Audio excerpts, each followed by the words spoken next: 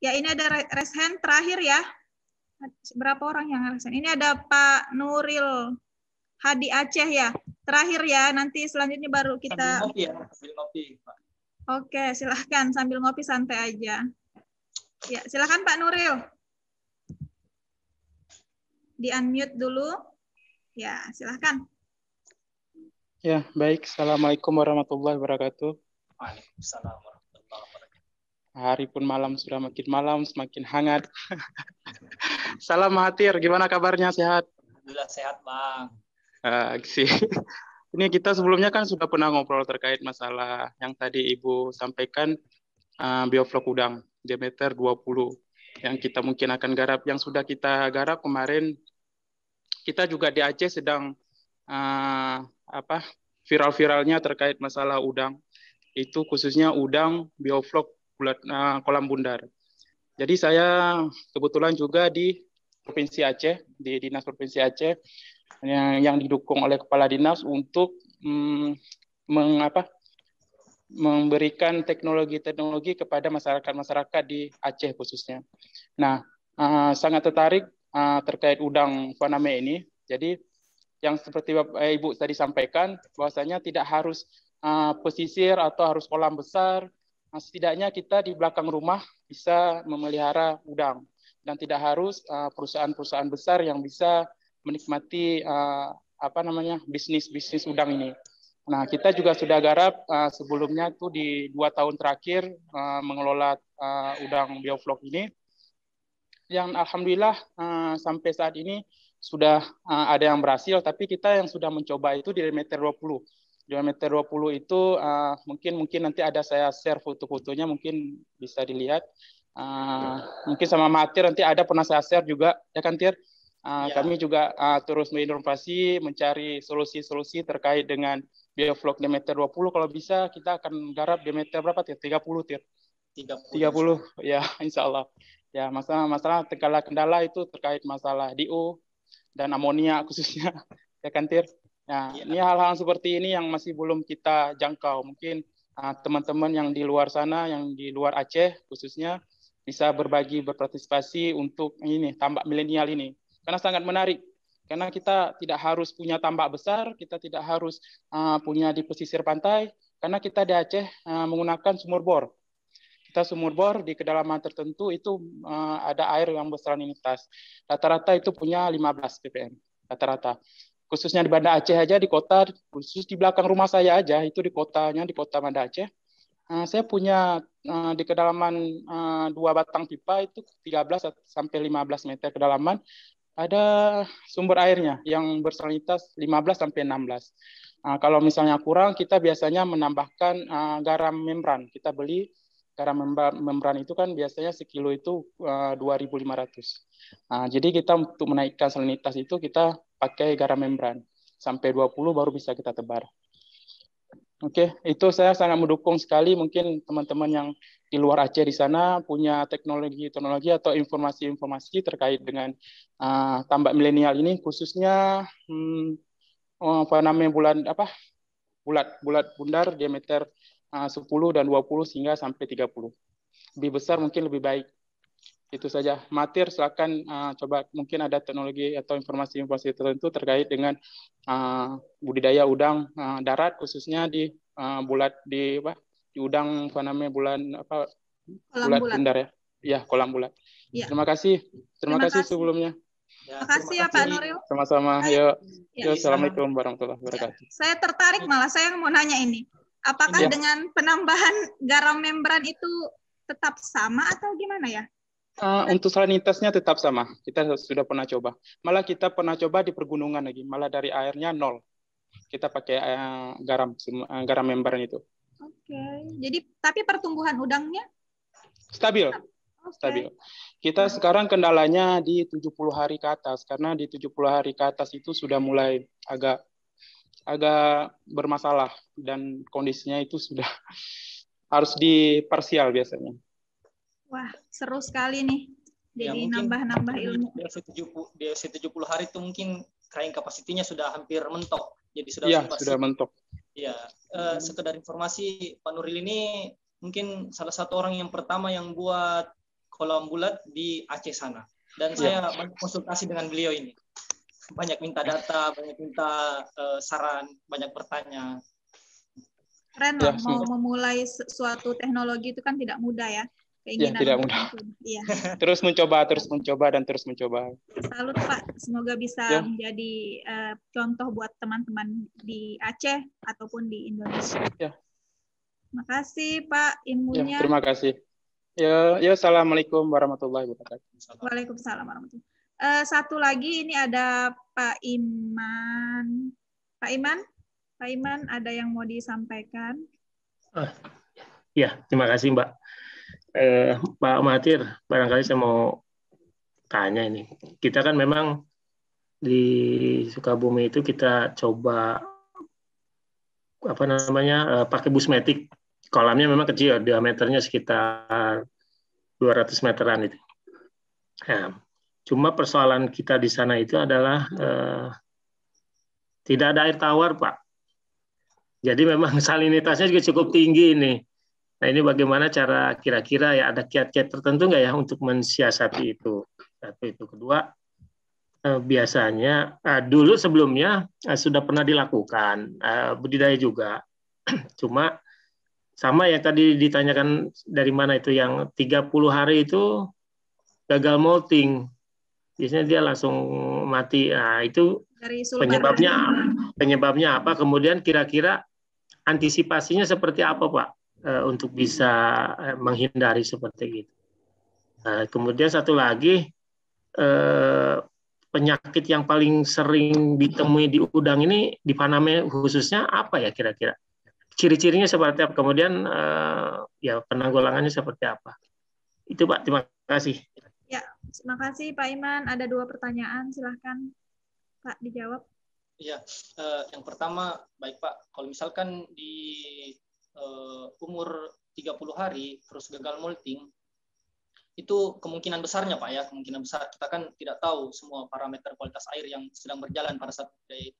Tapi kalau misalkan gagal molting, itu kemungkinan rasio perbandingan antara CaMG, ini hardness-nya Pak ya, kalsium dan magnesiumnya itu mungkin kurang, atau ada yang timpang, mungkin kebanyakan Mg atau kekurangan kalsium, atau terbalik, mungkin kebanyakan kalsiumnya atau Mg-nya yang kurang. Jadi hal yang paling penting di dalam kita melakukan budidaya yaitu pengecekan kualitas airnya Pak. Kualitas air, kalau misalkan seperti yang Bapak bilang, penanggulangannya, kalau misalkan dia gagal molting, kita mungkin bisa atasi dengan pemberian mineral atau pemberian kapur yang mengandung CaMG seperti dolomit, atau kita bisa memberi MgCl, magnesium klorida, itu juga bisa jadi salah satu solusi. Terus kalau misalkan kondisi air yang salinitasnya tinggi, ini memang mengganggu pertumbuhan Pak, karena udang ini kan melakukan proses osmoregulasi. Apabila udang kecil di salinitas tinggi, mungkin di salinitas 40-an ke atas, itu pertumbuhannya memang bisa terganggu Pak. Dan solusinya, salah satu solusinya itu cari sumber air tawar Pak. Kalau boleh tahu Pak, kandungan salinitas di sana di Sukabumi itu berapa ya Pak? Rata-rata sih sekitar 30-an memang. 30-an? Ya, 30-an. Kalau 30-an saya rasa mungkin masih bisa Pak. Karena yang saya tahu di daerah Surading, nggak jauh di Jung Genteng itu ada tambak besar namanya PT Nurai. Itu hasil panennya sangat luar biasa Pak. Itu kan bekas tambak windu dulu ya, tambak windu. Iya. Ya. Sekarang jadi ya memang lokasinya berdekatan sih, kurang nggak jauh dari sana. Di PT Nurai ya Pak. Iya. Kemudian tadi untuk penambahan kapurnya itu kira-kira dosisnya seperti apa ya Pak? Berapa itu? Yang perlu kalau yang gagal molting seperti tadi. Yang perlu kita lihat Pak, kandungan, kita cek sebelum kita lakukan aplikasi atau lakukan treatment, itu yang harus kita tahu kandungan airnya itu berapa. Misalkan CaMG berapa, perbandingannya berapa, di salinitas berapa. Karena kan perbandingan CaMG ini sangat berhubungan dengan salinitasnya Pak, dengan kadar garam. Nanti mungkin ada yang 16 kali dari kadar garam, dari salinitasnya ada yang 36 kali, terus perbandingan antara CaMG-nya itu sekitar 1:3 atau 1:4. Itu yang harus terpenuhi, Pak. Jadi yang harus perlu diketahui kondisi airnya dulu, Pak, baru kita bisa lakukan treatment. Supaya tidak hilang treatmentnya, Pak. Katanya mau ke Sukabumi. Kita tunggu ya, Mas. Insya Allah, Pak. Insya Allah, Pak Iman. Insya Kita Allah nggak saya- diajak Pak, moderatornya enggak. Oh siap, ayo Mbak. Ikut. Ditunggu kedatangannya. Insya Allah Ya. September, Pak. Ya, Sama- makasih. Makasih Pak Iman. Ini Ya. ada pertanyaan terakhir ya. Sudah ya, kita terakhir ya. Mengenai penyakit AHPND. Kak, saya mau tanya nih, pertanyaan dari Bayu. Penyakit AHPND, Hepa pankreatic necrosis. Dikarenakan beberapa kali saya budidaya, saya sudah kena penyakit ini. Maksudnya udangnya ya, sudah kena penyakit ini. Di taburan bulan 8. Taburan 8 2020. Apakah Pak Mahathir pernah kena? Maksudnya udangnya pernah kena? Kalau iya, apa solusinya? Ya, baik. Ini pertanyaannya sangat bagus dan sangat berat. Karena memang itu isu yang banyak berkembang di budidaya udang sekarang, yaitu AHPND, Acute Hepatopancreatic Necrosis Disease. Jadi virus ini penyakit ini menyerang hepatopankreasnya. Jadi hepatonya itu menciut, saking bahayanya penyakit ini menciut, terus ada sedikit bintik hitam. Saya pernah komunikasi langsung, kalau saya pribadi ya belum pernah, alhamdulillah belum pernah, dan semoga tidak pernah kena AHPND ini. Karena ini kan biasanya mati memang di bawah 30 hari, atau biasa disebut dengan early mortality syndrome. Saya pernah ngobrol langsung dengan yang kena, ya kawan saya sendiri sekarang ada di Jeruwaru, Lombok sana, Lombok Timur. Beliau bilang AHPND ini susah dideteksi, agak berat. Jadi ciri-cirinya itu dia udang ini bisa makan 150 kali lipat, 150% ya, artinya di Anco itu dia bisa makan 150% dari kebiasaan makan seharusnya. Makannya itu sangat lahap. Kemudian kadang kalau siang atau sore kondisinya seperti itu, besok paginya itu sudah banyak sekali yang mati. Iya, sudah banyak sekali yang mati. Jadi kalau misalkan untuk penanggulangannya, ya di mana-mana yang namanya kita pelihara sesuatu yang hidup, memang sebaiknya kita lakukan langkah preventif ya, daripada pengobatan. Kita lakukan pencegahan, misalkan memilih benur yang betul-betul bebas dari EHP, terus sistem budidaya yang kita gunakan, usahakan pengendalian bahan organik, ini kita perhatikan dengan sangat baik. Jangan sampai ada bahan organik yang menumpuk, apalagi kalau misalkan kita ngetap atau buang air itu, terus hasil tap airnya keluar itu sudah hitam dan bau amoniak serta H2S-nya itu sudah sangat menyengat. Itu yang harus diperhatikan. Misalkan kalau kita bisa ngatur kondisi dasar tambak itu, kita ngetap, kita buang air sentral itu, kondisi airnya tidak hitam, misalkan dia berwarna hijau atau coklat dengan aroma yang tidak menyengat. Itu kondisi artinya bisa menggambarkan, mewakili kondisi sentral itu kondisi bahan organiknya masih dalam ambang batas. Saya rasa itu yang ini. Ya, jadi untuk menghindari itu perlu trik-trik awal ya, pemilihan benurnya, jangan sampai memang ada bawaan. Ya. Ya, pertanyaan terakhir dan pertanyaan terberat menurut narasumber. Kita, wah luar biasa, kita sampai hampir 3 jam. Saya pinjam istilahnya tadi salah satu peserta bahwa isinya daging semua ya. Wah luar biasa. Kita beri applause deh untuk narasumber kita malam hari ini. Luar biasa. Saya rasanya tidak cukup hanya dengan memberikan applause dari gambar saja. Terima kasih Pak Mahathir. Statementnya Mbak. Oh iya, tentu ada closing statement. Silahkan. Iya. Jadi begini, yang pertama terima kasih kepada semua yang telah hadir, banyak dari senior-senior saya, kawan-kawan saya, teman-teman ya pelaku budidaya, dan banyak yang hadir ini sebenarnya mereka lebih layak dan lebih pantas bicara, tapi mungkin di lain kesempatan. Banyak yang hadir ini adalah guru-guru saya yang saya tanya langsung, tempat saya konsultasi ketika ada masalah, ya saya ucapkan terima kasih. Terus untuk pelaku pembudidaya, maaf ini, ya. halo, Ya, iya. Jadi untuk semua pelaku pembudidaya ataupun yang mendampingi budidaya, hal yang perlu mungkin kita sampaikan di lapangan adalah betul-betul memperhatikan sistem yang kita gunakan supaya budidaya ini bisa terus berkelanjutan. Jangan sampai kita menggenjot produksi tapi alam di sekitar terpengaruhi kualitas airnya. Terima kasih. Ya, terima kasih. Closing statement-nya bijak sekali Pak Narsum, bahwa berbudidayalah meskipun melihat produksinya tapi tetap tidak melupakan keberlangsungannya, sustainable-nya ya, keberlanjutannya.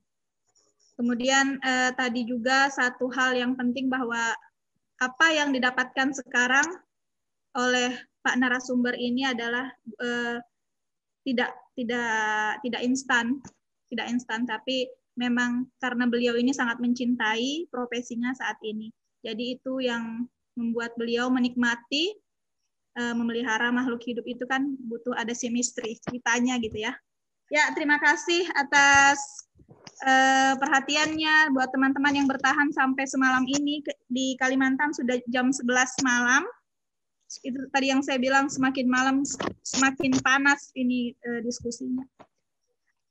Demikianlah tadi seluruh rangkaian acara podcast penyuluhan yang disponsori oleh Sobat Penyuluhan Bogor. Terima kasih. Semoga kedepannya kita bisa banyak diskusi-diskusi yang berfaedah seperti ini. Dengan topik-topik yang tentunya berbeda lagi. Terima kasih. Kemudian sebelum saya akhiri, kita akan jawab apakah budidaya udang kini masihkah menggiurkan? Kalau saya pribadi, ya sangat menggiurkan. Silahkan itu kembali ke jawaban masing-masing dengan fakta-fakta dan kondisi yang telah disampaikan oleh narasumber kita. Gimana Pak narasumber, ada yang mau disampaikan sebelum saya closing?